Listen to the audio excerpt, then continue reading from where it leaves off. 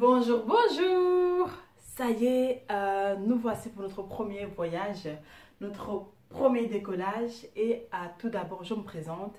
Mon nom est Rosine. Bienvenue sur cette chaîne Kabero Afro20. Cette chaîne a été créée afin de vous faire partager autour de tout ce qui est objet de décoration africain, tout ce qui touche à la culture africaine, tout ce qui touche aux traditions africaines, l'artisanat africain.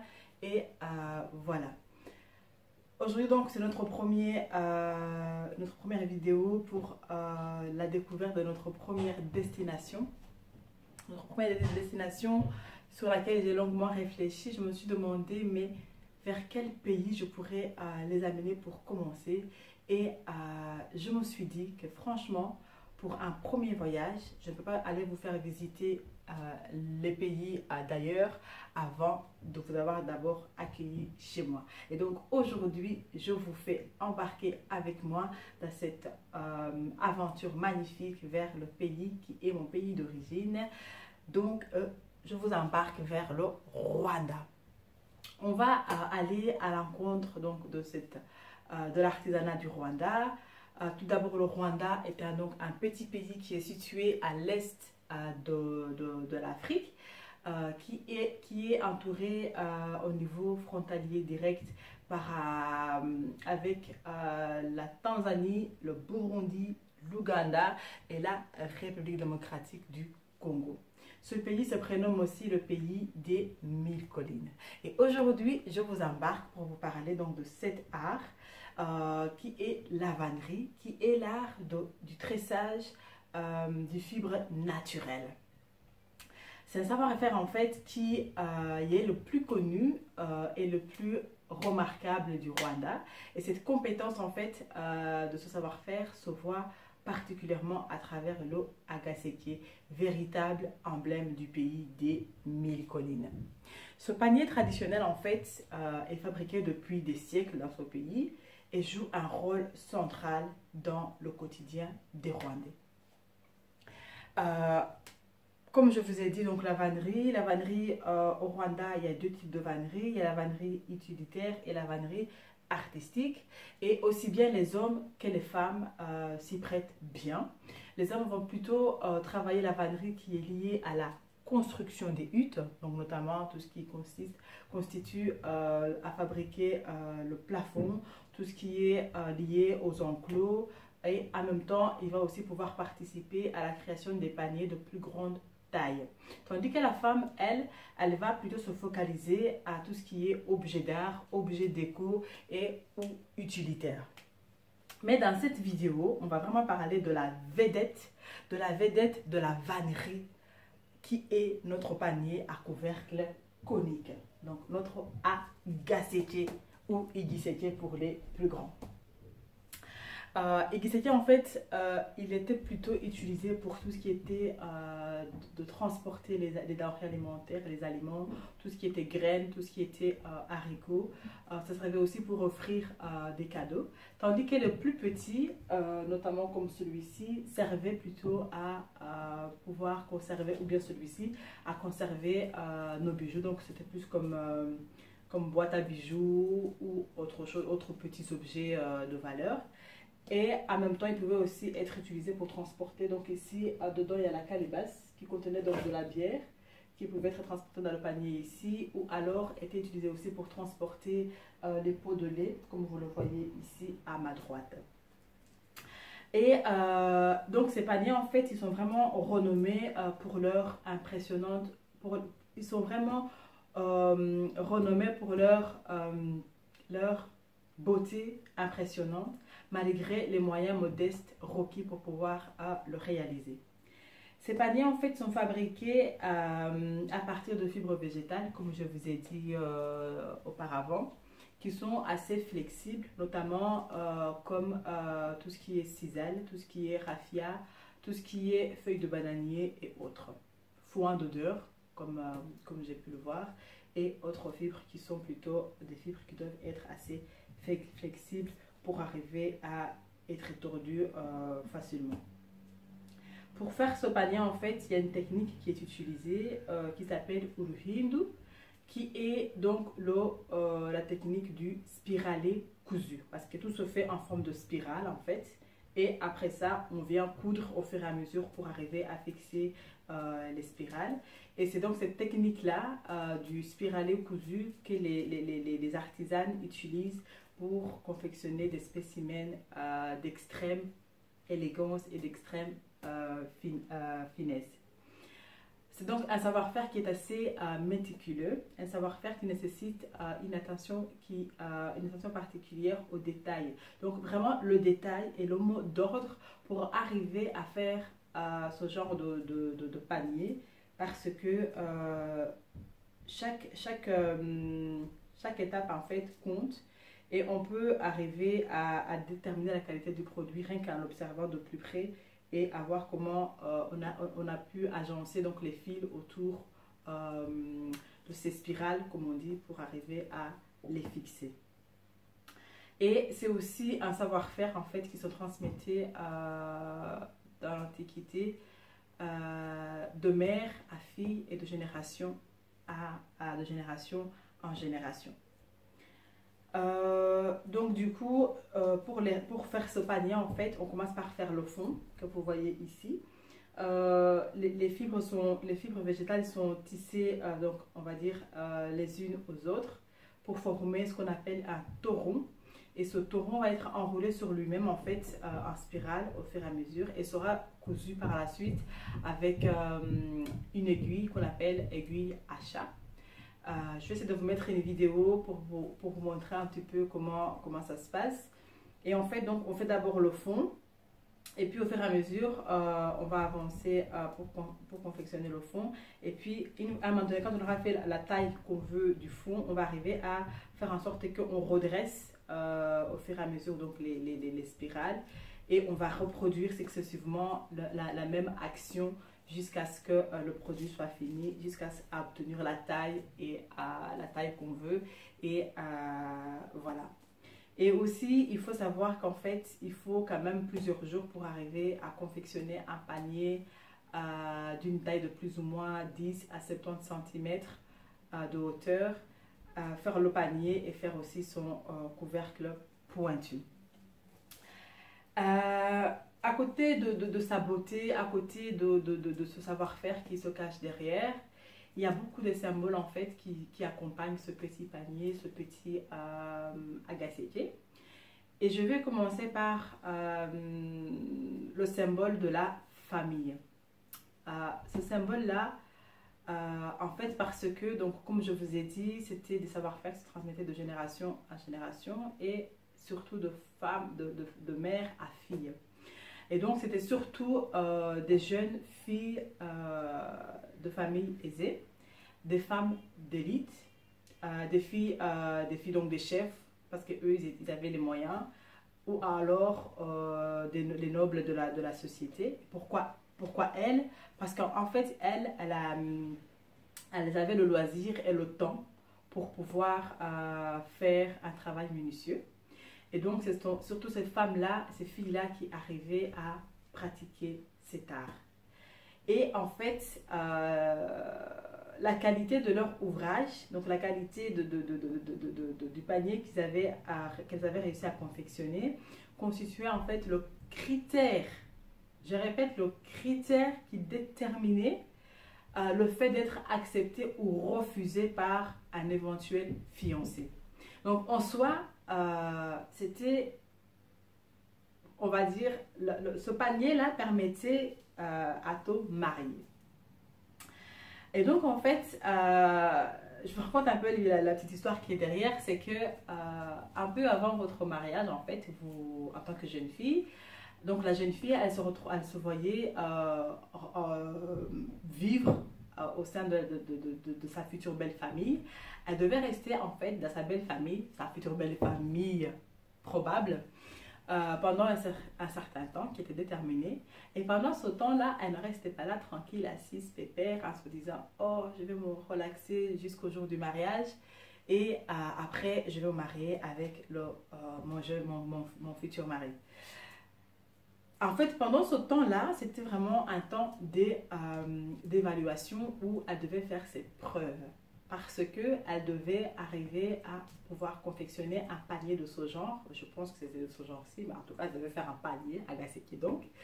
Et elle devait arriver à le terminer dans les temps et à le faire, donc à réaliser un panier de qualité. Parce que sur base de son travail fini, elle devait, donc elle était, on va dire, évaluée, elle et sa famille, parce que tout se passait en fait au moyen de ce petit panier qu'elle arrivait à faire. On pouvait dire que c'était une jeune fille qui venait d'une bonne famille, qui avait reçu une bonne éducation. Parce que comme je l'ai répété, c'était la mère qui éduquait sa fille. Donc c'est la mère qui lui apprenait à faire le panier. Et donc du coup, le travail qui arrivait à en sortir témoignait de la qualité de l'éducation de sa maman. Et donc du coup, elle se voyait acceptée ou refusée par rapport à ceci. Et si par malheur, si par malheur, elle ne finissait pas son travail, elle était étiquetée de paresseuse. Et je pense qu'aucun fiancé ne voulait épouser une future épouse qui était paresseuse. Et donc, du coup, voilà comment ce petit panier pouvait te faire discréditer devant ton futur fiancé, même pas devant ta belle-mère, en fait, parce que c'était vraiment devant la future belle famille que tu étais évaluée. Et en fait, aujourd'hui, on va dire que ce symbole ancien se poursuit encore, mais autrement. Parce qu'on n'est plus amené à devoir faire, en tant que jeune future mariée, à devoir confectionner un panier, mais on offre quand même un panier à notre future belle famille, symbolisant justement ce geste où on a reçu donc le panier de notre famille, parce que donc du coup il devait choisir un panier aussi de bonne qualité, un grand panier pour pouvoir offrir à la belle famille. Et donc c'était vraiment un précieux cadeau qui était donc un cadeau féminin qui a des connotations de beauté et d'amour. Et j'ai appris aussi que par la même occasion, la famille du marié offre aussi à la mariée en fait un panier, donc un agacetti aussi, pour symboliser qu'elle garderait cette fois-ci le secret de la famille de son mari. Et donc ce panier, elle devait le conserver précieusement dans sa chambre.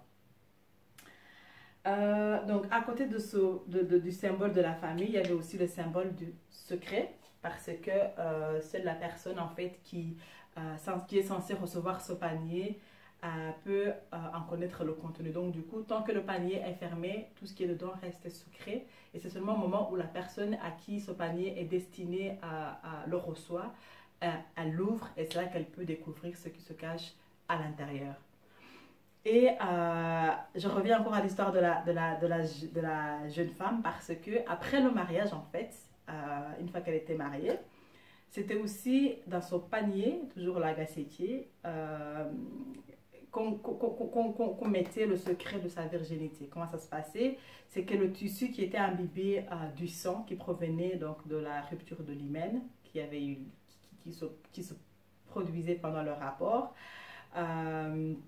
Ce tissu-là, en fait, qui était imbibé du sang de la jeune fille, était aussi conservé dans son panier et seuls les époux connaissaient cette vérité.